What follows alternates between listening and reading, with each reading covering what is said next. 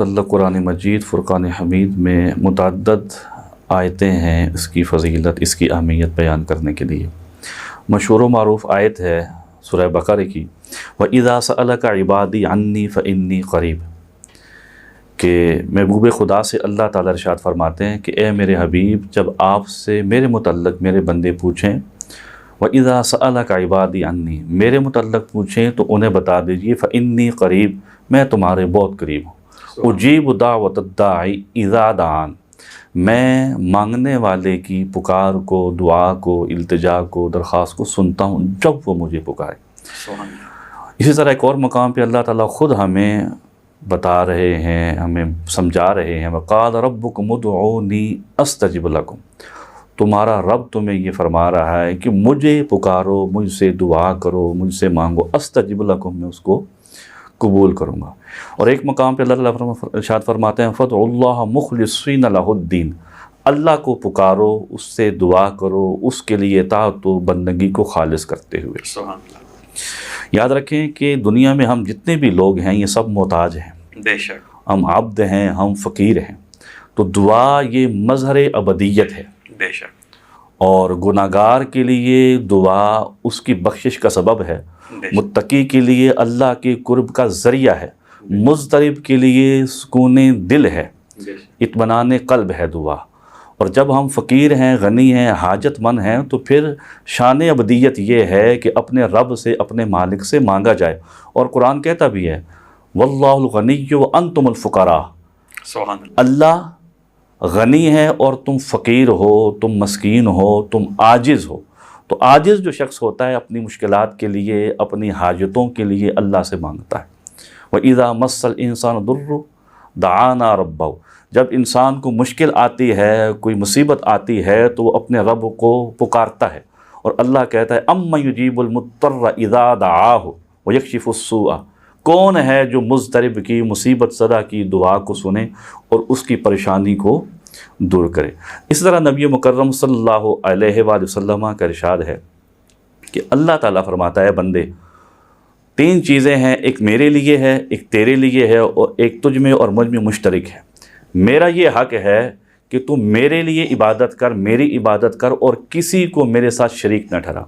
اور تیرا حق یہ ہے کہ میں تجھے تیرے اعمال کا پورا بدلہ دوں، اور مشترک یہ چیز ہے کہ تو مجھ سے مانگ اور میں تیری دعاؤں کو قبول کروں۔ تو دعا کے لیے اللہ تعالیٰ نے ہمیں خود ترغیب دی ہے، اور پھر یہ بھی یقین دہانی کرائی ہے اجیب دعوت الداعی اذا دعان، جب تم مانگو گے میں تمہاری دعاؤں کو قبول کرتا ہوں۔ بعض اوقات ایسا ہوتا ہے کہ ہم شکایت کرتے ہیں کہ ہم دعا مانگتے ہیں، اللہ ہماری دعا قبول نہیں کرتا، سنتا نہیں ہے۔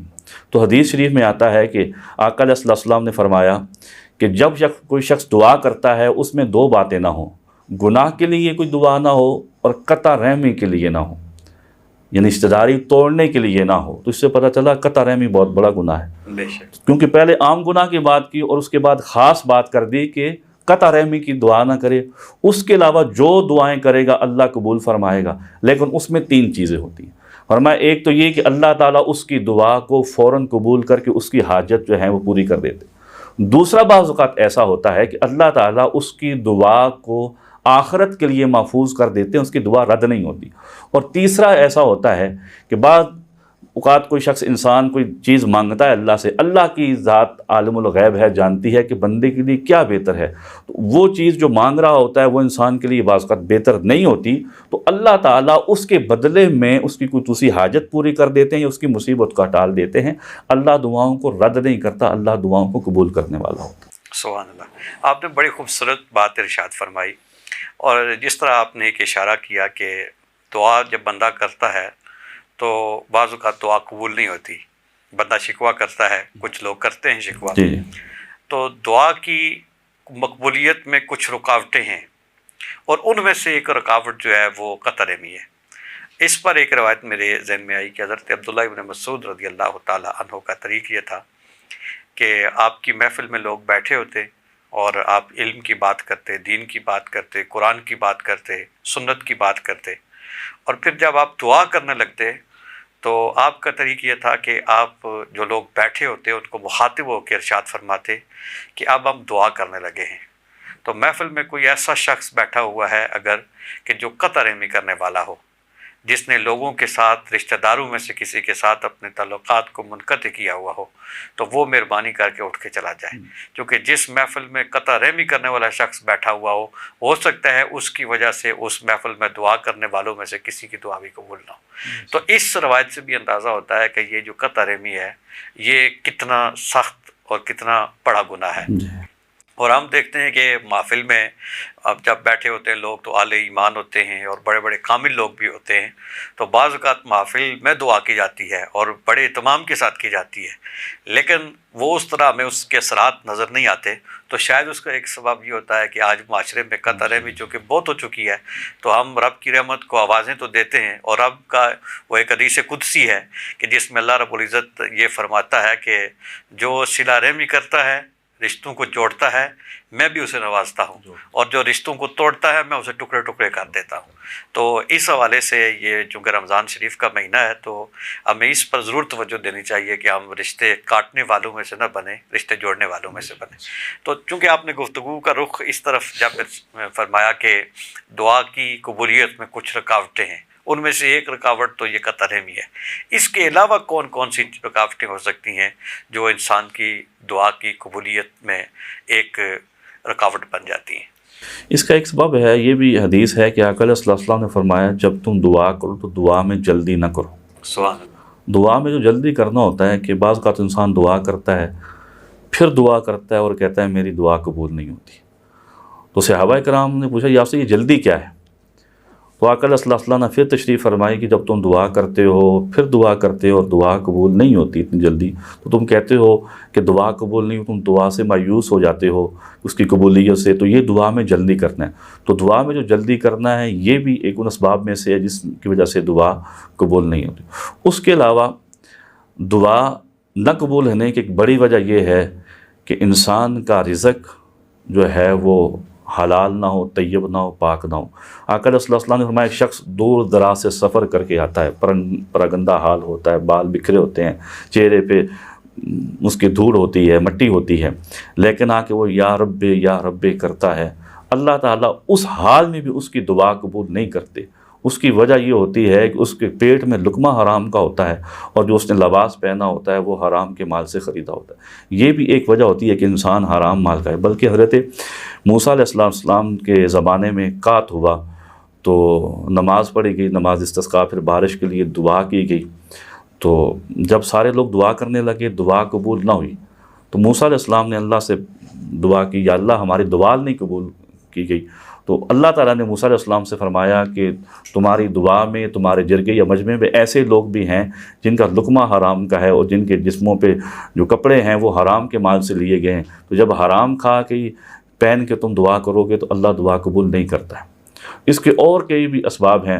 اس طرح آقا صلی اللہ علیہ وسلم نے فرمایا جو اوپری دل سے یعنی عدم توجہ سے دعا کرتا ہے، کیونکہ فرمایا جب تم دعا کرو ادعوا ربکم تضرعا وخفیہ، خشوع و خضوع کے ساتھ دعا کرو اور مسکینی کے ساتھ، عاجزی کے ساتھ۔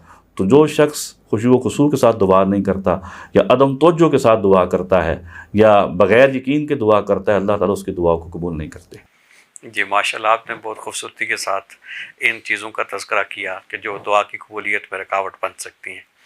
حضرت یہ رہنمائی فرمائیے کہ جب ہم دعا کرتے ہیں، بعض اوقات بندہ گھر میں دعا کرتا ہے، بعض اوقات بندہ مسجد میں دعا کرتا ہے، بعض اوقات بندہ قبرستان میں جا کے دعا کرتا ہے، کسی ولی کامل کے مزار پہ جا کے دعا کرتا ہے، اور جب کسی کے مقدر جاگیں تو وہ بیت اللہ میں جاتا ہے اور میزاب رحمت کے نیچے کھڑے ہو کر یا بیت اللہ کے دروازے کے ساتھ لپٹ کے دعا کرتا ہے۔ کوئی کسی کو توفیق نصیب ہوتی ہے تو وہ مدینہ طیبہ میں سرکار کی چوکھٹ پہ کھڑا ہو کے پھر رب کو آواز دیتا ہے، اس کی رحمت کو پکارتا ہے۔